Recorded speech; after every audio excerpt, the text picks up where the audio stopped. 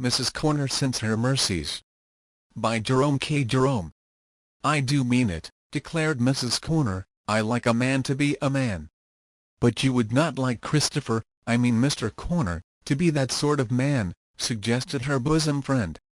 I don't mean that I should like it if he did it often. But I should like to feel that he was able to be that sort of man. Have you told your master that breakfast is ready? Demanded Mrs. Korner of the domestic staff, entering at the moment with 3 boiled eggs and a teapot. Yes, I've told him, replied the staff indignantly. The domestic staff at Acacia Villa, Ravenscourt Park, lived in a state of indignation. It could be heard of mornings and evenings saying its prayers indignantly. What did he say? Said he'll be down the moment he's dressed. Nobody wants him to come before, commented Mrs. Korner. Answered me that he was putting on his collar when I called up to him 5 minutes ago. Answer you're the same thing now, if you're called up to him again, I expect, was the opinion of the staff. Was on his hands and knees when I looked in, scooping round under the bed for his collar stud. Mrs. Korner paused with the teapot in her hand. Was he talking? Talkin'? Nobody there to talk to. I hadn't got no time to stop and chatter. I mean to himself, explained Mrs. Korner. He wasn't swearing? There was a note of eagerness, almost of hope, in Mrs. Korner's voice. Swearin'? Why, don't know any. Thank you, said Mrs. Korner. That will do, Harriet. You may go. Mrs. Korner put down the teapot with a bang. The very girl, said Mrs. Korner bitterly, the very girl despises him. Perhaps, suggested Miss Green, he had been swearing and had finished. But Mrs. Korner was not to be comforted. Finished? Any other man would have been swearing all the time. Perhaps, suggested the kindly bosom friend, ever the one to plead the cause of the transgressor, perhaps he was swearing, and she did not hear him. You see, if he had his head well underneath the bed. The door opened. Sorry I am late, said Mr. Korner, bursting cheerfully into the room. It was a point with Mr. Korner always to be cheerful in the morning. Greet the day with a smile and it will leave you with a blessing, was the motto Mrs. Korner. This day a married woman of 6 months and 3 weeks standing had heard her husband murmur before getting out of bed on precisely 202 occasions. The motto entered largely into the scheme of Mr. Korner's life. Written in fine copperplate upon cards all of the same size, a choice selection counselled him each morning from the rim of his shaving glass. Did you find it? asked Mrs. Korner. It is most extraordinary, replied Mr. Korner, as he seated himself at the breakfast table. I saw it go under the bed with my own eyes. Perhaps. Don't ask me to look for it, interrupted Mrs. Korner. Crawling about on their hands and knees, knocking their heads against iron bedsteads, would be enough to make some people swear. The emphasis was on the some. It is not bad training for the character, hinted Mr. Korner, occasionally to force oneself to perform patiently tasks calculated. If you get tied up in one of those long sentences of yours, you will never get out in time to eat your breakfast, was the fear of Mrs. Korner. I should be sorry for anything to happen to it, remarked Mr. Korner, its intrinsic value may perhaps. I will look for it after breakfast, volunteered the amiable Miss Green. I am good at finding things. I can well believe it, the gallant Mr. Korner assured her, as with the handle of his spoon he peeled his egg. From such bright eyes as yours, phew. You've only got 10 minutes, his wife reminded him. Do get on with your breakfast. I should like, said Mr. Korner, to finish a speech occasionally. You never would, asserted Mrs. Korner.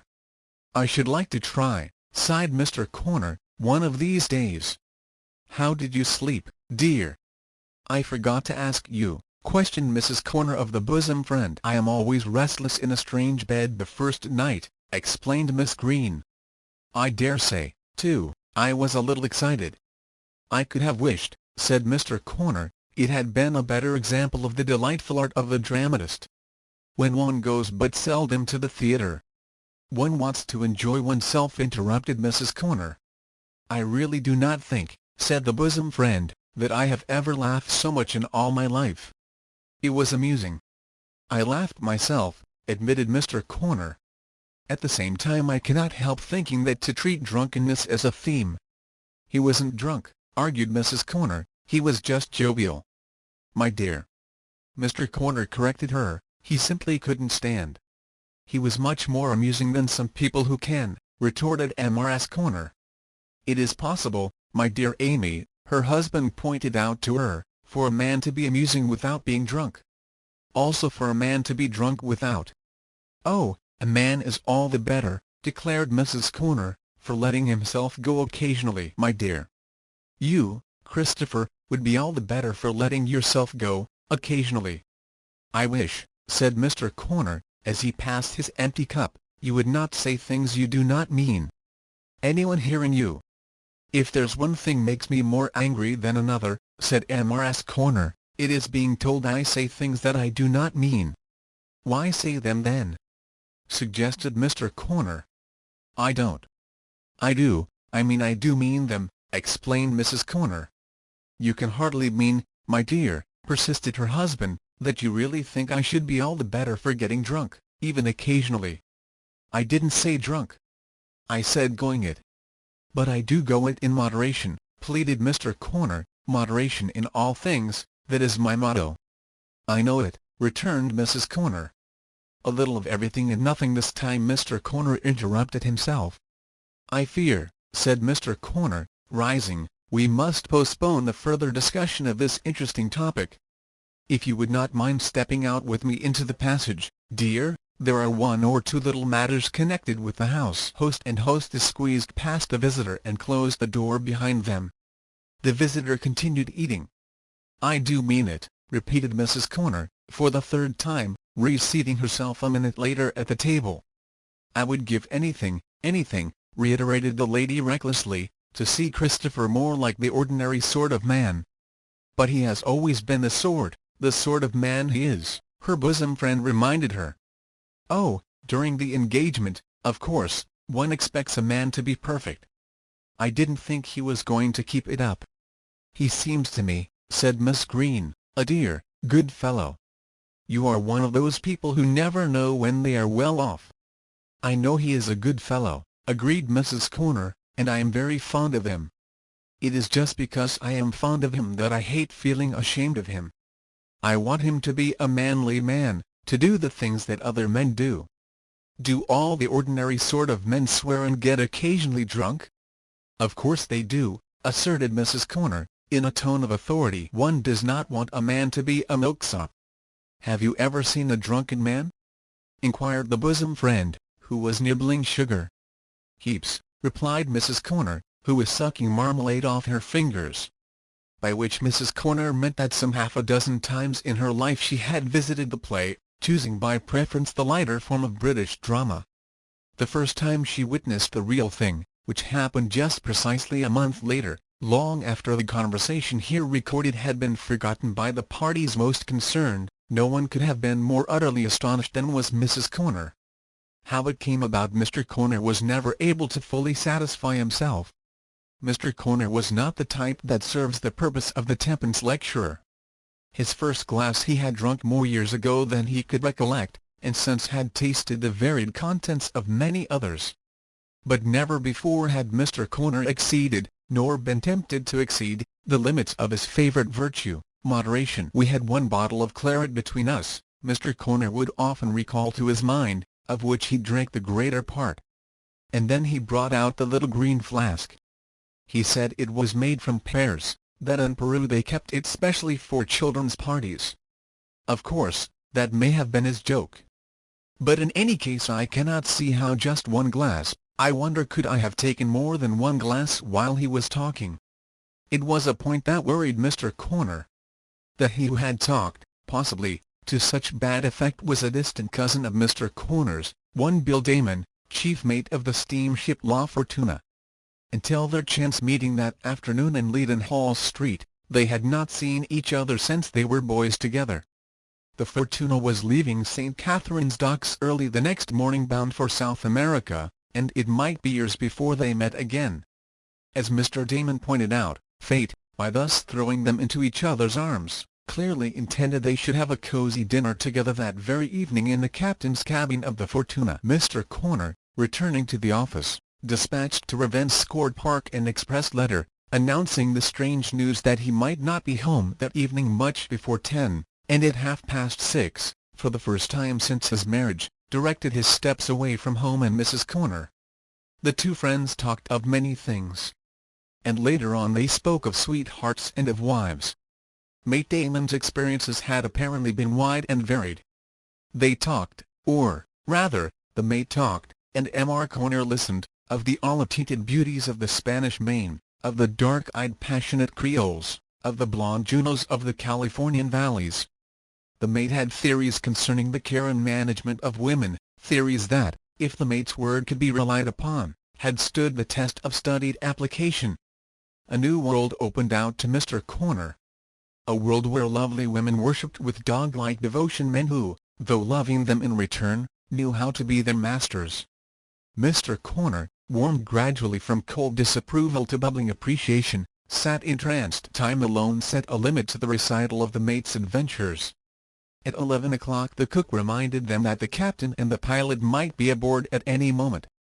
Mr. Korner, surprised at the lateness of the hour, took a long and tender farewell of his cousin, and found St. Catherine's Docks one of the most bewildering places out of which he had ever tried to escape. Under a lamp-post in the Minories, it suddenly occurred to Mr. Korner that he was an unappreciated man. Mrs. Korner never said and did the sort of things by means of which the beauties of the southern Main endeavoured feebly to express their consuming passion for gentlemen superior in no way, as far as he could see, to Mr. Korner himself. Thinking over the sort of things Mrs. Korner did say and did do, tears sprung into Mr. Korner's eyes. Noticing that a policeman was eyeing him with curiosity, he dashed them aside and hurried on. Pacing the platform of the Mansion House station, where it is always draughty, the thought of his wrongs returned to him with renewed force. Why was there no trace of dog-like devotion about Mrs. Korner? The fault, so he bitterly told himself, the fault was his. A woman loves her master. It is her instinct, mused Mr. Korner to himself. Damn, thought Mr. Korner, I don't believe that half her time she knows I am her master. Go away, said Mr. Korner to a youth of pasty appearance who, with open mouth, had stopped immediately in front of him. I'm fond o' listening, explained the pasty youth. Who's talking? Demanded Mr. Korner. You are, replied the pasty youth. It is a long journey from the city to Ravenscourt Park, but the task of planning out the future life of Mrs. Korner and himself kept Mr. Korner wide awake and interested. When he got out of the train the thing chiefly troubling him was the 3/4 of a mile of muddy road stretching between him and his determination to make things clear to Mrs. Korner then and there. The sight of Acacia Villa, suggesting that everybody was in bed and asleep, served to further irritate him. A dog-like wife would have been sitting up to see if there was anything he wanted. Mr. Korner, acting on the advice of his own brass plate, not only knocked but also rang. As the door did not immediately fly open, he continued to knock and ring. The window of the best bedroom on the first floor opened. "Is that you?" said the voice of Mrs. Korner. There was, as it happened, a distinct suggestion of passion in Mrs. Korner's voice, but not of the passion Mr. Korner was wishful to inspire. It made him a little more angry than he was before. "Don't you talk to me with your head out of the window as if this were a gallanty show. You come down and open the door," commanded Mr. Korner. "Haven't you got your latchkey?" demanded Mrs. Korner. For answer Mr. Korner attacked the door again. The window closed. The next moment but 6 or 7, the door was opened with such suddenness that Mr. Korner, still gripping the knocker, was borne inward in a flying attitude. Mrs. Korner had descended the stairs ready with a few remarks. She had not anticipated that Mr. Korner, usually slow of speech, could be even readier. "Where's my supper?" indignantly demanded Mr. Korner, still supported by the knocker. Mrs. Korner, too astonished for words, simply stared. "Where's my supper?" repeated Mr. Korner, by this time worked up into genuine astonishment that it was not ready for him. "What's everybody mean, going off to bed, when the master or us hasn't had his supper?" "Is anything the matter, dear?" was heard the voice of Miss Green, speaking from the neighbourhood of the first landing. "Come in, Christopher," pleaded Mrs. Korner, "please come in, and let me shut the door." Mrs. Korner was the type of young lady fond of domineering with a not ungraceful hauteur over those accustomed to yield readily to her. It is a type that is easily frightened. "I want grilled kidneys on toast," explained Mr. Korner, exchanging the knocker for the hat stand, and wishing the next moment that he had not. "Don, let's a very talk about it, understand? I down any talk about it." "What on earth am I to do?" whispered the terrified Mrs. Korner to her bosom friend. "There isn't a kidney in the house." "I should poach him a couple of eggs," suggested the helpful bosom friend. "Put plenty of cayenne pepper on them. Very likely he won't remember." Mr. Korner allowed himself to be persuaded into the dining room, which was also the breakfast parlour and the library. The two ladies, joined by the hastily clad staff, whose chronic indignation seemed to have vanished in face of the first excuse for it that Acacia Villa had afforded her, made haste to light the kitchen fire. "I should never have believed it," whispered the white-faced Mrs. Korner, "never." "Makes yer know there's a man about the 'ouse, don't it?" chirped the delighted staff. Mrs. Korner, for answer, boxed the girl's ears. It relieved her feelings to a slight extent. The staff retained its equanimity, but the operations of Mrs. Korner and her bosom friend were retarded rather than assisted by the voice of Mr. Korner, heard every quarter of a minute, roaring out fresh directions. "I dare not go in alone," said Mrs. Korner, when all things were in order on the tray. So the bosom friend followed her, and the staff brought up the rear. "What's this?" frowned Mr. Korner. "I told you chops." "I'm so sorry, dear," faltered Mrs. Korner, "but there weren't any in the house." "In a perfectly organized house, such as for the future I meant to have," continued Mr. Korner, helping himself to beer, "there should always be chop antique. Understand me? Chop antique." "I'll try and remember, dear," said Mrs. Korner. "Perstrom," said Mr. Korner, between mouthfuls, "you're nor a sort of housekeeper I want." "I'll try to be, dear," pleaded Mrs. Korner. "Where's your books?" Mr. Korner suddenly demanded. "My books?" repeated Mrs. Korner, in astonishment. Mr. Korner struck the corner of the table with his fist, which made most things in the room, including Mrs. Korner, jump. "Don't you defy me, my girl," said Mr. Korner. "You know wait a minute, your housekeeping books." They happened to be in the drawer of the chiffonier. Mrs. Korner produced them, and passed them to her husband with a trembling hand. Mr. Korner, opening one by hazard, bent over it with knitted brows. "Perstrom, my girl, you can't add," said Mr. Korner. I was always considered rather good at arithmetic, as a girl," stammered Mrs. Korner. "What you might been as a girl, and what, 27 and 9? fiercely questioned Mr. Korner. 38, 7, commenced to blunder the terrified Mrs. Korner.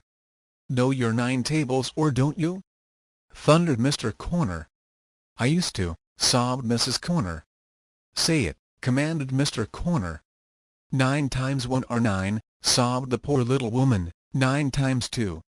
"Go on," said Mr. Korner sternly. She went on steadily, in a low monotone, broken by stifled sobs. The dreary rhythm of the repetition may possibly have assisted. As she mentioned fearfully that 9 times 11 were 99, Miss Green pointed stealthily toward the table. Mrs. Korner, glancing up fearfully, saw that the eyes of her lord and master were closed. Heard the rising snore that issued from his head, resting between the empty beer jug and the cruet stand. "He will be all right," counselled Miss Green. "You go to bed and lock yourself in. Harriet and I will see to his breakfast in the morning. It will be just as well for you to be out of the way." And Mrs. Korner, only too thankful for some one to tell her what to do, obeyed in all things. Toward 7 o'clock the sunlight streaming into the room caused Mr. Korner first to blink, then yawn, then open half an eye. "Greet the day with a smile," murmured Mr. Korner, sleepily, "and it will." Mr. Korner sat up suddenly and looked about him. This was not bed. The fragments of a jug and glass lay scattered round his feet. to the tablecloth, and overturned cruet stand mingled with egg gave colour. A tingling sensation about his head called for investigation. Mr. Korner was forced to the conclusion that somebody had been trying to make a salad of him, somebody with an exceptionally heavy hand for mustard. A sound directed Mr. Korner's attention to the door. The face of Miss Green, portentously grave, was peeping through the jar. Mr. Korner rose. Miss Green entered stealthily, and, closing the door, stood with her back against it. "I suppose you know what you've done?" suggested Miss Green. She spoke in a sepulchral tone. It chilled poor Mr. Korner to the bone. "It is beginning to come back to me, but not very clearly," admitted Mr. Korner. "You came home drunk, very drunk," Miss Green informed him, "at 2 o'clock in the morning. This noise you made must have awakened half the street." A groan escaped from his parched lips. "You insisted upon Amy cooking you a hot supper." "I insisted." Mr. Korner glanced down upon the table. And she did it." "You were very violent," explained Miss Green. "We were terrified at you, all three of us." Regarding the pathetic object in front of her, Miss Green found it difficult to recollect that a few hours before she really had been frightened of it. Sense of duty alone restrained her present inclination to laugh. "While you sat there, eating your supper," continued Miss Green remorselessly, "you made her bring you her books." Mr. Korner had passed the stage when anything could astonish him. "You lectured her about her housekeeping." There was a twinkle in the eye of Mrs. Korner's bosom friend. But lightning could have flashed before Mr. Korner's eyes without his noticing it just then. "You told her that she could not add, and you made her say her tables." "I made her." Mr. Korner spoke in the emotionless tones of one merely desiring information. "I made Amy say her tables?" "Her 9 times," nodded Miss Green. Mr. Korner sat down upon his chair and stared with stony eyes into the future. "What's to be done?" said Mr. Korner. "She'll never forgive me. I know her." "You are not chaffing me?" he cried with a momentary gleam of hope. "I really did it. You sat in that very chair where you are sitting now and ate poached eggs, while she stood opposite to you and said her 9 times table. At the end of it, seeing you had gone to sleep yourself, I persuaded her to go to bed. It was 3 o'clock, and we thought you would not mind." Miss Green drew up a chair, and, with her elbows on the table, looked across at Mr. Korner. Decidedly there was a twinkle in the eyes of Mrs. Korner's bosom friend. "You'll never do it again," suggested Miss Green. "Do you think it possible," cried Mr. Korner, "that she may forgive me?" "No, I don't," replied Miss Green. At which Mr. Korner's face fell back to 0. "I think the best way out will be for you to forgive her." The idea did not even amuse him. Miss Green glanced round to satisfy herself that the door was still closed, and listened a moment to assure herself of the silence. "Don't you remember," Miss Green took the extra precaution to whisper it, "the talk we had at breakfast time the first morning of my visit, when Amy said you would be all the better for going it occasionally?" "Yes." Slowly it came back to Mr. Korner. "But she only said going it," Mr. Korner recollected to his dismay. "Well, you've been going it," persisted Miss Green. "Besides, she did not mean going it. She meant the real thing, only she did not like to say the word. We talked about it after you had gone. She said she would give anything to see you more like the ordinary man." "And that is her idea of the ordinary man?" Mr. Korner's sluggish